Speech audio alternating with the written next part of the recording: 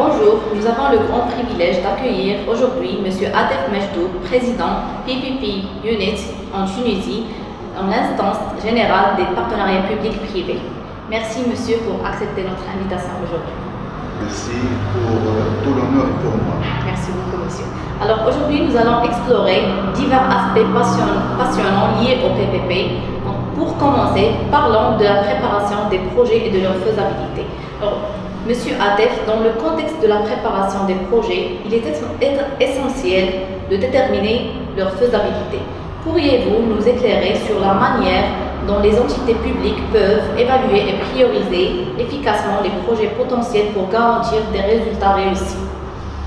Effectivement, comme disait un adage pour le PPP c'est préparer, donc préparer au cube, disons, pour réussir le projet. Donc il y a des due diligence, il y a des préparations préalables, et la préparation préalable, c'est cette évaluation préalable qu'on doit faire, que chaque projet doit subir une phase d'évaluation préalable, et pour attester de son PPabilité ou son éligibilité à être monté et conduit en mode partenariat public-privé.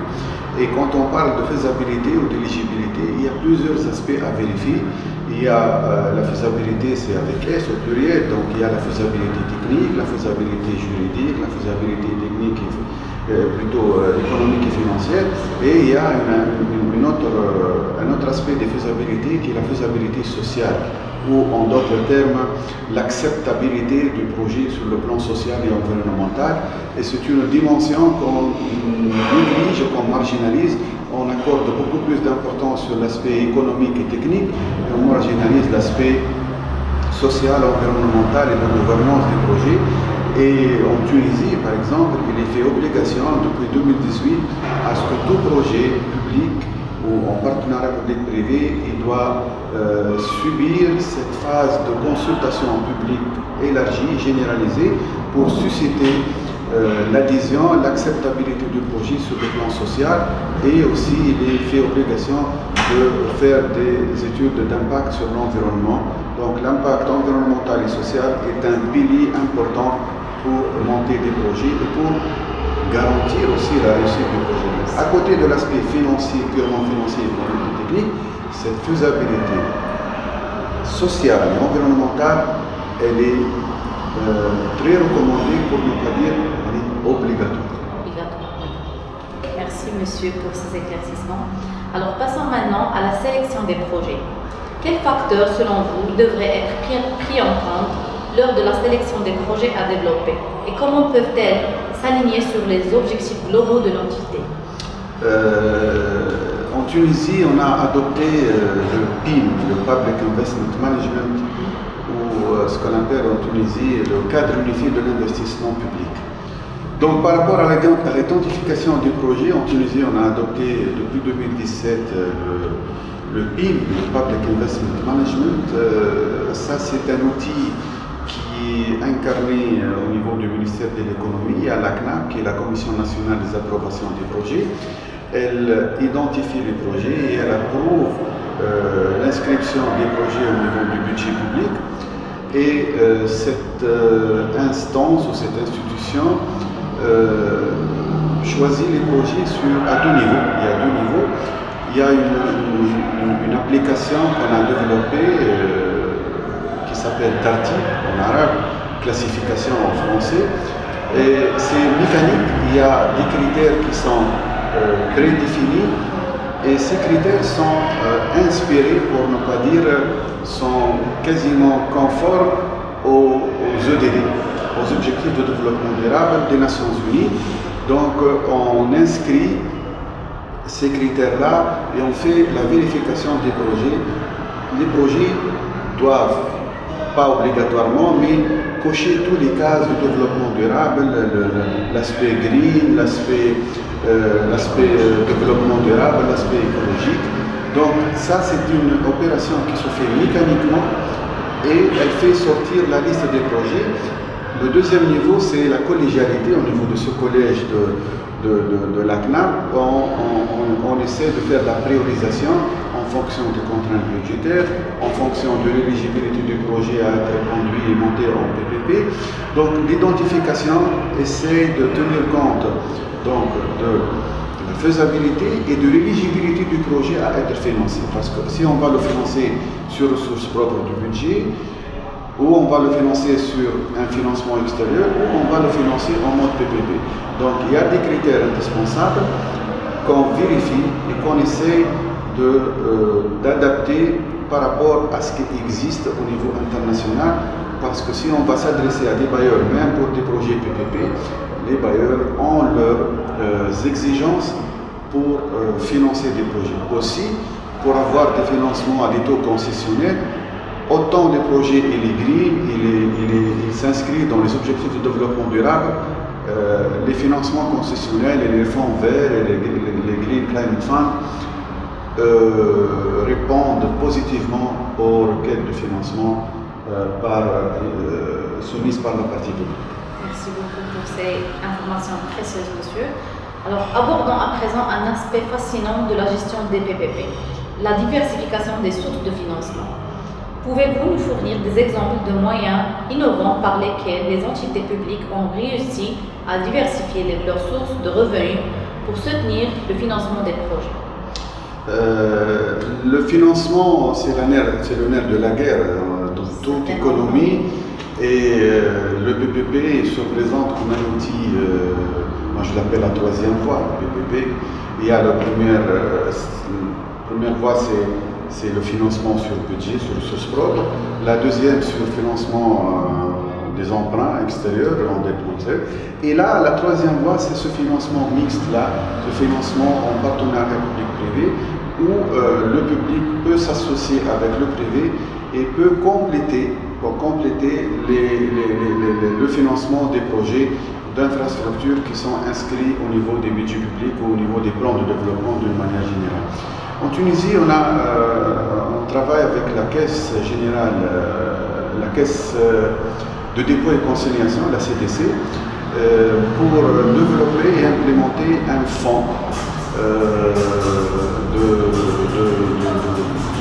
d'infrastructures, de financement des infrastructures, pour appuyer les développeurs de projets dans le financement en capital, en equity.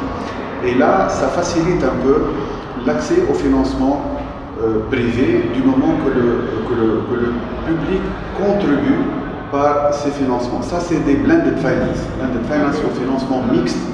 Ça, c'est du financement apporté par le public qui incite le privé à rechercher des financements avec d'autres bailleurs multilatéraux au niveau de la dette, au niveau de ces projets-là. Donc, il y a des modalités innovantes pour le financement des projets en mode PPP. Et dans nos pays réciproques, là, les pays africains, le PPP peut constituer une solution alternative pour les financements innovants de projets d'infrastructure. Donc, merci monsieur pour ces réflexions éclairantes sur la gestion des PPP. Pour mieux vous connaître personnellement, permettez-moi de poser une question sur votre carrière. Donc, quel a été le point culminant de votre carrière jusqu'à présent? Le point culminant, quand j'ai commencé à cumuler à côté de la présidence de l'unité PPP, de cumuler avec une autre mission qui est la présidence aussi du conseil d'administration de la plus grande banque en Tunisie, une banque publique, qui est la Société tunisienne de banque. Là, ça a changé un peu ma vision des choses et ça a contribué un peu à convaincre et à drainer le secteur financier local comme moteur, comme véhicule, comme leader, comme locomotive pour venir financer et contribuer au financement de projets comme la question que vous avez posée tout à l'heure pour le blended finance ou pour les financements innovants. Là, je suis en train de mener un bon plaidoyer, si j'ose dire, pour changer de culture, de mindset, de manière de procéder des banques pour changer la manière de financer le financement classique, le corporate, Oui. on doit le changer et les banques doivent prendre un peu de risque pour contribuer au financement des projets en PPP, dans l'énergie, même des petits projets. Et aussi, je travaille sur un projet de partenariat pour l'entrepreneuriat, le PPE. Et je vise ce E d'entrepreneuriat. Il y a beaucoup de jeunes dans nos pays qui sont des diplômés, qui ont des challenges, qui ont animé de très bonne volonté, surtout des start-upers qui peuvent s'implémenter en auto-entreprenant. Et là, ils cherchent des financements et ils cherchent aussi des contrats avec le secteur public pour qu'ils commencent à ouvrir une nouvelle carrière qui leur permet de s'introduire sur le marché national et international.